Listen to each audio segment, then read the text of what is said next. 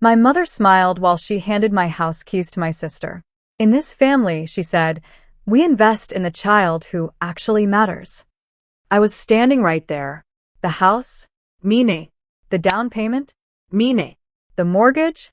In my name. But somehow, after years of being the responsible one, the one who paid the bills, fixed the roof, covered their emergencies, I was told I was selfish for not sharing it with my golden child sister and her deadbeat husband. They thought they'd bullied me into signing everything over. They didn't know I had already filed something that would rip the house and their entire illusion of control right out from under them. They thought they broke me. They had no idea I was about to legally evict my own family. I'm 29. Oldest daughter. Accountant. Predictable. Reliable. The strong one. My sister Lily is 26. Emotional. Impulsive. Chronically unemployed. My parents' masterpiece.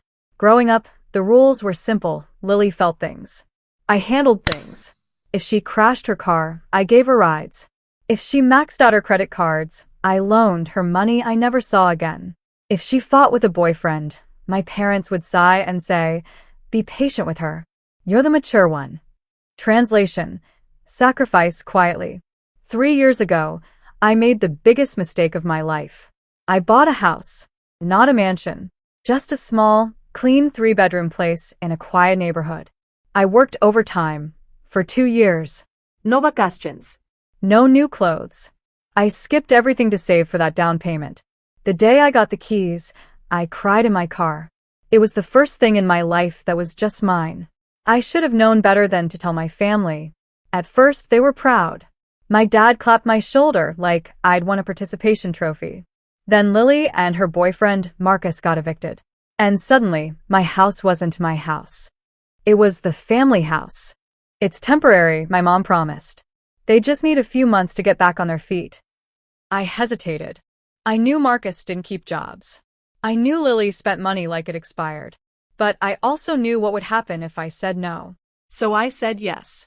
They moved in with 2 suitcases and 0 rent money. The first month, I covered utilities because they're catching up. The second month, Lily cried about being stressed. The third month, Marcus quit another job because his manager disrespected his vibe. By month 4, they had taken over the master bedroom. Let that sink in.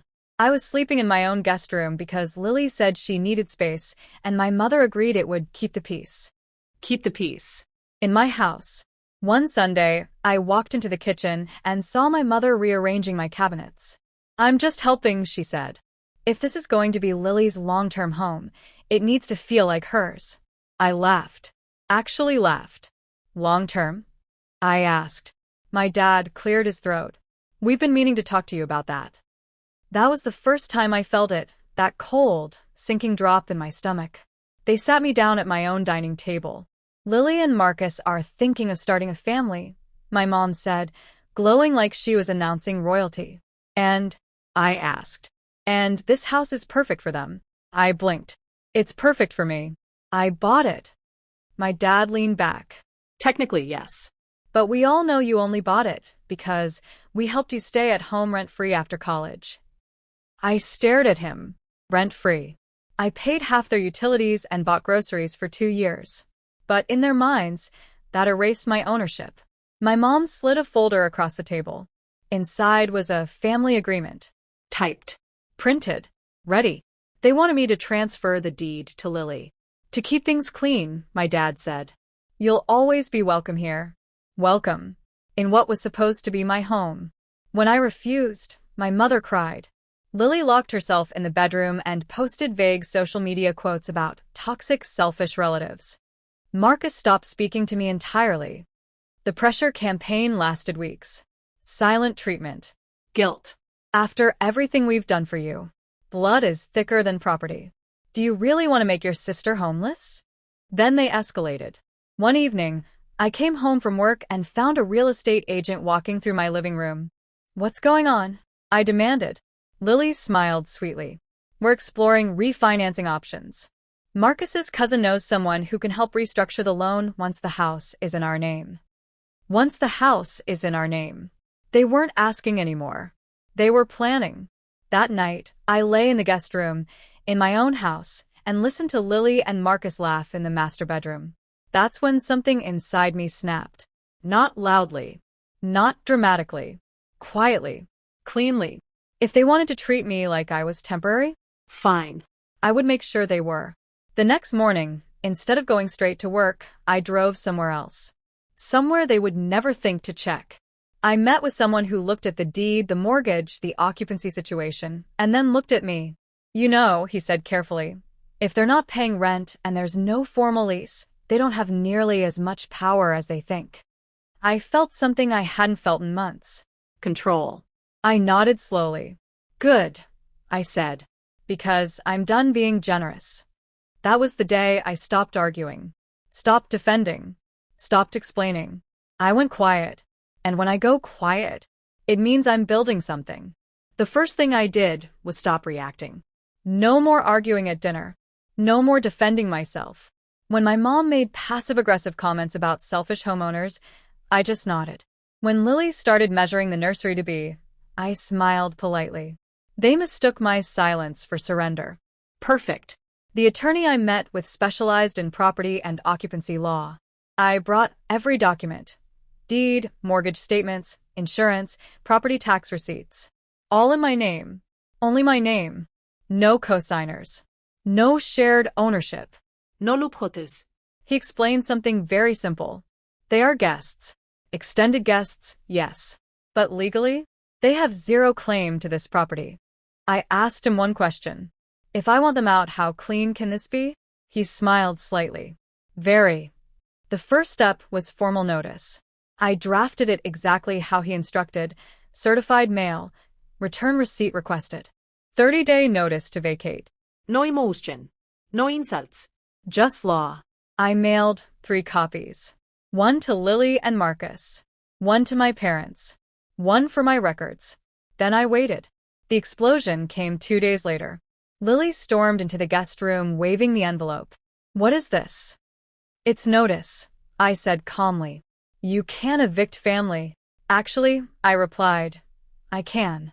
Marcus puffed up like he was about to intimidate me. We get tenant rights. Not without rent payments or a lease, I said. My attorney confirmed. The word attorney hit the room like a bomb. My mom showed up that evening in full martyr mode. How dare you bring lawyers into this? She cried. I looked her dead in the eye. You brought a real estate agent into my house first. Silence. For the first time, they realized I wasn't bluffing. The manipulation intensified. Lily cried about being unstable. My dad warned me I'd destroy the family. Marcus started talking loudly on the phone about how I'd regret humiliating him. But here's what they didn't know. I had already filed a secondary action. See, during my document review, my attorney noticed something interesting.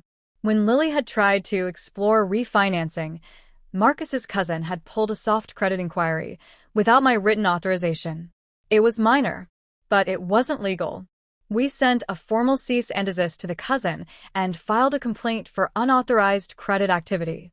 Suddenly, Marcus's loud confidence disappeared. 2 weeks into the notice period, they tried one last play. They invited my parents over for a family dinner. I walked into my own dining room and immediately saw the trap. Papers laid out neatly. A notary sitting awkwardly at the table. They thought they could emotionally ambush me into signing the deed transfer. Again. My mom smiled like she'd already won. Let's end this ugliness tonight. I didn't sit. Instead, I placed my own folder on the table. Inside were copies of the eviction filing that would automatically activate if they refused to leave at day 30. And an additional notice. I had decided to sell the house. Gasps all around. You can't, Lily shouted. I can, I said calmly. And I am. That part wasn't a bluff. I had already signed with a realtor, a different one, and the house was set to list the day after their deadline expired. No house. No nursery. No long-term family takeover. My dad stood up, furious. You're throwing your sister into the street. No, I said evenly. I'm removing trespassers from my property. The notary quietly packed up and left. The final week was icy. They stopped pretending it was their home. Boxes appeared. Arguments between Lily and Marcus got louder. Apparently, starting a family felt less magical without free housing. On day 31, they were still there. So I filed. Formal eviction.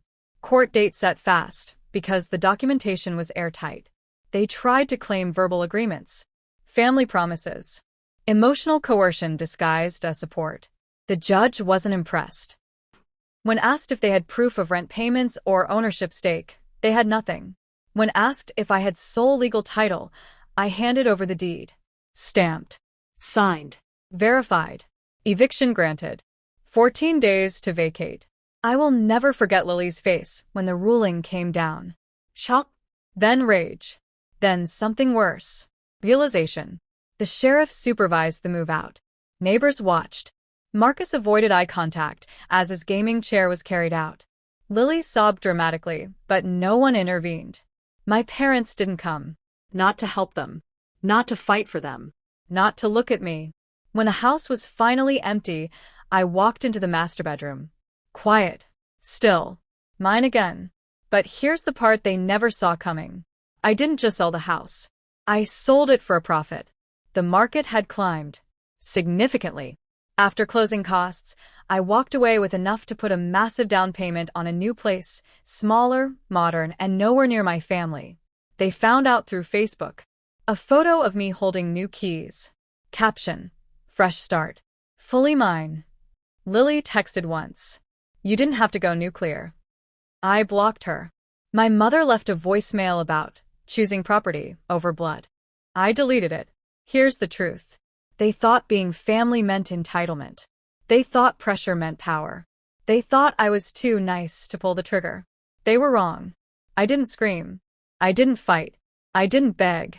I used paperwork. And paperwork doesn't care about favoritism. Last I heard, Lily and Marcus moved into a cramped apartment across town. My parents are helping them with rent. As for me, I sit in my living room, the only name on the deed, and drink my coffee in absolute silence. They try to take my home. Instead, I legally removed them from mine. And this time, there's no spare key. If this story hit a little too close to home, make sure you like the video. It tells the algorithm you want more stories where karma actually shows up. Subscribe the channel, please.